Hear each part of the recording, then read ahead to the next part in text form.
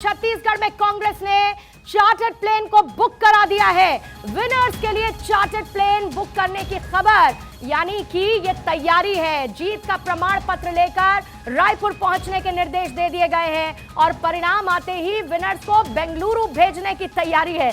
अब आप ये कह सकते हैं कि अभी तो चलिए एग्जिट पोल सामने है, लेकिन नतीजों के साथ ही किस तरीके की तैयारी छत्तीसगढ़ कांग्रेस करती हुई नजर आ रही है। क्या किसी बात का डर सता रहा है छत्तीसगढ़ कांग्रेस को, क्योंकि जो विनर्स है, जो जीतेंगे, उनके लिए चार्टर्ड प्लेन बुक कर दिया गया है। यानी जीत का प्रमाण लेकर वो सीधे सीधे पहुंचे और इसकी तैयारी बेंगलुरु भेजने की खबर है जो विनिंग कैंडिडेट्स है उनको लेकर। लेकिन जो आंकड़े इस वक्त आपके सामने हैं वो एक बड़ी तस्वीर पेश कर रहे हैं और ये अनुमानित नतीजे इस वक्त आपके सामने हैं। जैसे जैसे आंकड़े आते जाएंगे आपके सामने तस्वीर रखते जाएंगे, लेकिन इसी बीच में मेहमानों का खास पैनल हमारे साथ जुड़ चुका है।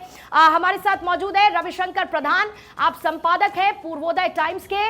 अवधेश कुमार जी स्टूडियो में इस वक्त मौजूद हैं, वरिष्ठ पत्रकार हैं। अवधेश जी, स्वागत करती हूं आपका। भुवन भास्कर जोशी जी, आप प्रवक्ता हैं समाजवादी पार्टी के, और मनीष गुप्ता जी इस वक्त हमारे साथ हैं, संपादक पत्रिका रायपुर के, और निखत अब्बास बीजेपी की प्रवक्ता अब से थोड़ी देर बाद हमें ज्वाइन इन कर लेंगी। हालांकि वो तस्वीर में मुझे अभी स्क्रीन पर नजर आने लगी है। निखत, आपका भी बहुत बहुत स्वागत करती हूं। और अदिति हमारे साथ स्टूडियो में लगातार बनी हुई हमारी पॉलिटिकल एडिटर इसी एनालिसिस के साथ। लेकिन मेहमानों के पास जाने से पहले अदिति, शुरुआत आप ही के साथ करूंगी।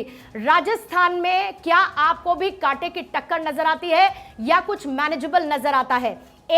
अगर राजस्थान में कांग्रेस की सरकार नहीं बनी तो किसके सिर पर सेहरा, और अगर बनती है तो क्या अशोक गहलोत कामयाब रहे रिवाज बदलने में, यह कहा जा सकता है अभी?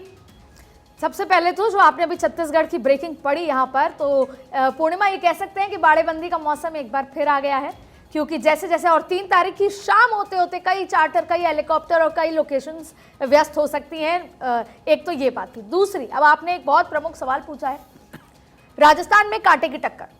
वजह 5। पहली, जो ये 0.75% पोलिंग जो बड़ी है, परसेंटेज, इसका स्विंग पहला। दूसरा, महिला वोटर्स। तीसरा, गुर्जर वोटर्स। चौथा, जो इंडिपेंडेंट खड़े हुए या बागी खड़े हुए। और 5वां, ध्रुवीकरण यानी पोलराइजेशन। ये 5 फैक्टर्स हैं जिसकी वजह से कांटे की टक्कर है। और ये 40 ऐसी सीटें हैं जहां पर ये समझ नहीं आ रहा कि होगा क्या। यहां तक कि किसी एनालिसिस्ट को भी समझ नहीं आ रहा, पॉलिटिकल पार्टी के बड़े नेता जो हैं, दिग्गज, उनको समझ नहीं आ रहा। और शायद यही वजह है कि इतना डिफरेंस नजर आ रहा है। 3 कुछ और कह रहे हैं सर्वे और 3 कुछ और। अब कांग्रेस में सीधी सीधी बात है, अगर चुनाव जीता जाता है तो अशोक गहलोत की योजनाओं का सेहरा बंधेगा, और हारा जाता है तो अशोक गहलोत के ऊपर सेहरा बंधेगा। ये दोनों ही चीजें, क्योंकि इस बार वो वन मैन आर्मी की तरह रहे। उन्होंने फैसले, योजनाएं, प्लानिंग, चुनाव प्रचार सब खुद किया। तो अगर जीतेंगे तो उनकी योजनाएं, और हारेंगे तो उनके खुद के ऊपर सेहरा बंधेगा। ये विनिंग फैक्टर्स हो सकते हैं। अशोक गहलोत, अगर कांग्रेस की सरकार बनती है तो कांटे की टक्कर की बात हो रही है। लेकिन क्योंकि मेहमान हमारे साथ है, निखत, आप ही के साथ शुरुआत करती हूं। आंकड़े देखने के बाद किस राज्य को लेकर बीजेपी खुश है, किसको लेकर निराश है, अंदर खाने चर्चा क्या है और आगे की प्लानिंग क्या है? मैं आपके जो भी आंकड़े हैं, जिस प्रकार आप लोगों ने सर्वे कराया, और तमाम उन चैनलों ने जिन्होंने सर्वे कराए हैं, अलग अलग कंपनियां होती हैं, सबकी बहुत इज्जत करती है। बट सच्चाई ये है कि जब आप लोग सर्वे करते हैं तो हर एक विधानसभा में 150 से 250 वोटर्स के हिसाब से आप लोग उस तरह से समीकरण बिठाते हैं। लेकिन जब Bharatiya Janata party as an organisation हम अपना इंटरनल सर्वे करते हैं तो हमारे पास हर बूथ पर अध्यक्ष है, हर बूथ पर कार्यकर्ता है और पन्ना प्रमुख है। जिस प्रकार हम लोग समीकरण से बात करते हैं और जब सर्वे करते हैं तो पांचों के पांचों राज्यों की मैं बाद में बात करूंगी, पहले इन 3 राज्यों की बात कर लेती हूं जिनमें हम सरकार बना रहे हैं और पूर्ण बहुमत के साथ बना रहे हैं।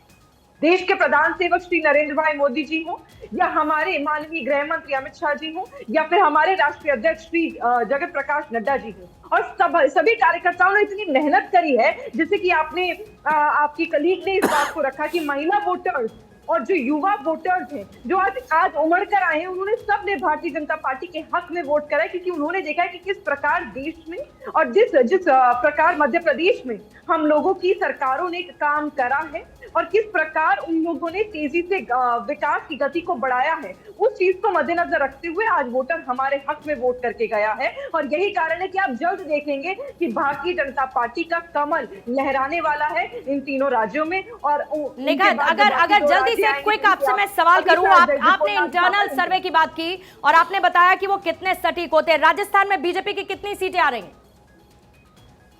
मैं आपको बता रही हूं, पूर्ण बहुमत के साथ हम सरकार बनाएंगे। 150 से अधिक सीटें आएंगी, 180 से भी अधिक आ सकती है, ये मैं आपको आज कह रही हूं। आप मेरी यही वीडियो जिस दिन रिजल्ट आएगा उस दिन चला दें। बहुत अच्छे, बिल्कुल चलाएंगे। निगहत, मध्य प्रदेश में कितनी सीटें आ रही हैं बीजेपी की? मध्य प्रदेश में भी हम पूर्ण बहुमत के साथ सरकार बनाएंगे, 175 से अधिक सीटें आएंगी। और छत्तीसगढ़ में? हम पूर्ण बहुमत के साथ तीनों राज्यों में सरकार बनाएंगे। मैं बस इतना ही कहना चाहती हूँ, सीट्स जब आएंगी तो आप खुद देखिएगा। ठीक है, और उसी दौरान मैं आपका ये वीडियो डेफिनेटली प्ले करूंगी जब बीजेपी की सरकार अगर बनती है। लेकिन जो सुपर एग्जिट पोल इस वक्त हमारे सामने है, उसमें कांटे की टक्कर कांग्रेस बीजेपी में नजर आ रही है। छत्तीसगढ़ में आपकी स्थिति इस वक्त खराब नजर आ रही है, तेलंगाना में कांग्रेस लीड लेती हुई नजर आ रही है। हालांकि मध्य प्रदेश, राजस्थान में जरूर आप थोड़ी राहत की सांस आंकड़ों के साथ ले सकती है, लेकिन अगर आप मैनेज करेंगी तो कांग्रेस भी निगहत डेफिनेटली मैनेज करेगी, इसमें कोई दो राय नहीं है।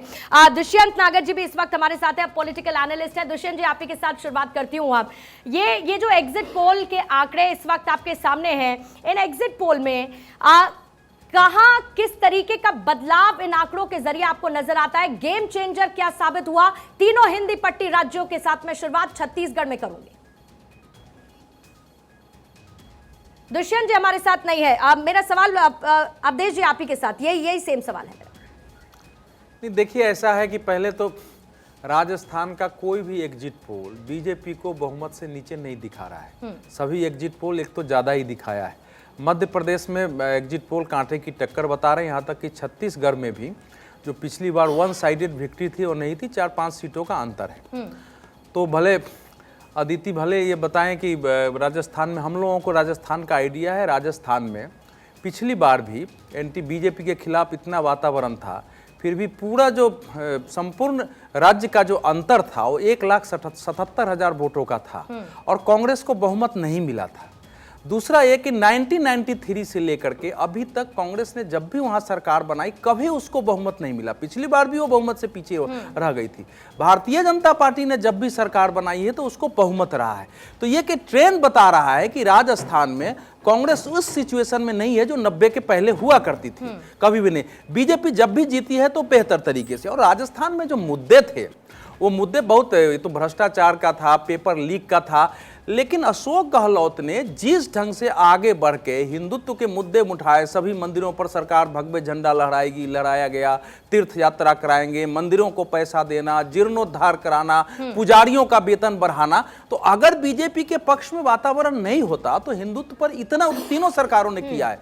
इसलिए राजस्थान, आप ये कहना चाह रहे हैं कि ओपीएस से लेके फ्रीबीज तक कोई ऐसी योजना नहीं या कोई ऐसा ऐलान नहीं जो कि कांग्रेस के पक्ष में जा रहा है? नहीं, ऐसा है कि कांग्रेस को ये थोड़े कि उसको वोट नहीं मिल रहा है, लेकिन ये सब चीजें लोगों को उस पार्टी को जीताने में इसलिए नहीं है कि एक सुरक्षा इतना बड़ा इशू था वहां, और सुरक्षा के साथ साथ जो एक कट्टरवाद वहां पैदा हुआ जिसके विरुद्ध अंडर करेंट था, उन दोनों का उत्तर देने में गहलोत सरकार सफल नहीं रही है।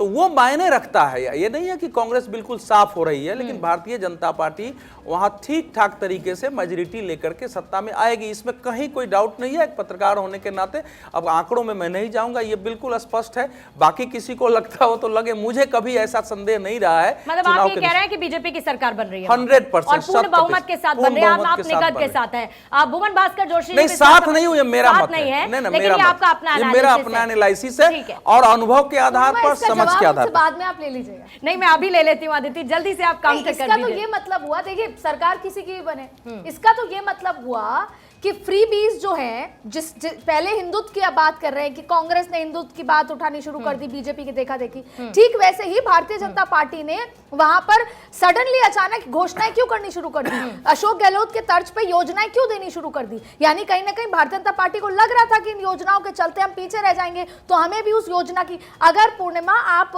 दोनों का घोषणा पत्र देखें तो लगभग सेम है, दोनों का सेम है। जो अशोक गहलोत की योजनाएं थी वैसे ही भारतीय जनता पार्टी ने करी और वैसे ही अशोक गहलोत ने हिंदुत्व का झंडा उठा लिया। तो यानी, और सबसे बड़ी बात है, जब कांग्रेस जाती है तो 31 से 21 में सिमट जाती है, इस बार कैसे टक्कर दे रही है, यानी कहीं ना कहीं कुछ तो किया जो वोटर्स उसको एक्सेप्ट कर रहे हैं। लेकिन और तीसरी बात है, अदिति थोड़ी देर पहले आप बता रही थी कि अशोक गहलोत जो है वो क्योंकि जाहिर है कि उनको जादूगर भी कहा जाता है और बीते कुछ वक्त से बहुत कुछ मैनेज करते हुए उन्होंने सरकारें बनाई हैं, पूर्ण बहुमत आंकड़ा नहीं आने के बावजूद भी।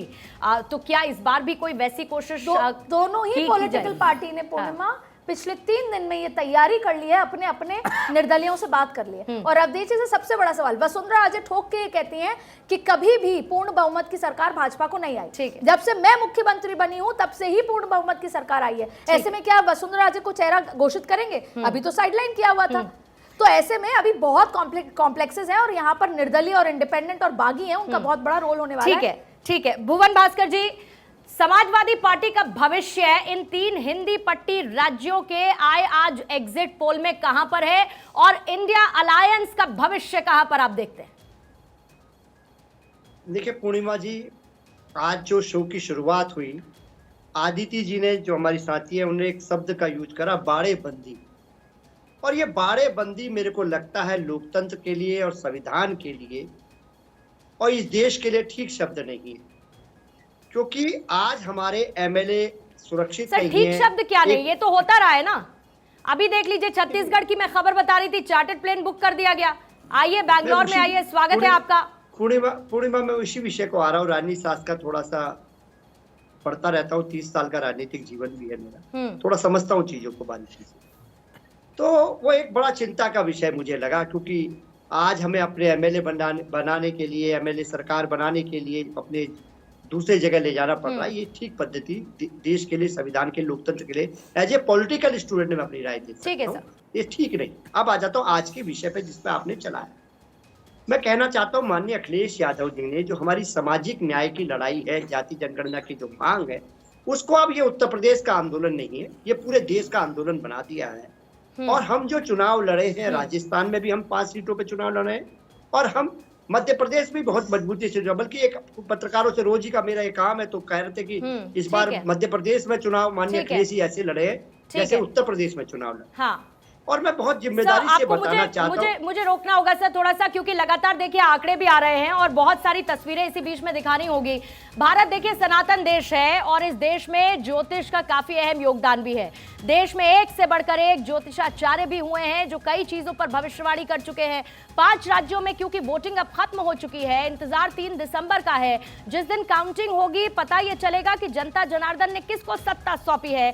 और ऐसे में आपको अंक ज्योतिषी डॉक्टर कुमार गणेश के 3 राज्य के संभावित सीट आकलन के बारे में बता देती हूं। डॉक्टर कुमार गणेश के मुताबिक राजस्थान, मध्य प्रदेश और छत्तीसगढ़ में किसकी सरकार बन सकती है, किस पार्टी को कितनी सीटें मिल सकती हैं, उसके संभावित परिणाम के बारे में जल्दी से आपको बता देते हैं। राजस्थान में 199 सीटों पर वोटिंग हुई है और वहां की अगर बात करें तो अंक ज्योतिष डॉक्टर कुमार गणेश के मुताबिक बीजेपी 115 सीटों पर काबिज रहेगी, कांग्रेस 74 सीटों पर और अन्य के खाते में 10 आएंगी। अब इसके बाद मैं मध्य प्रदेश की बात कर लेती हूं। मध्य प्रदेश में 230 सीटों पर वोटिंग हुई है और अंक ज्योतिष डॉक्टर कुमार गणेश के मुताबिक बीजेपी 92 सीटों पर काबिज रहेगी, कांग्रेस लीड लेती हुई 127 सीटों पर रहेगी और अन्य के खाते में 11 आएगी। अब जल्दी से छत्तीसगढ़ की तस्वीर, 90 सीटों पर यहां पर वोटिंग हुई है और डॉक्टर कुमार गणेश के मुताबिक बीजेपी 34 पर, कांग्रेस 52 पर और अन्य 4 पर आने वाली है।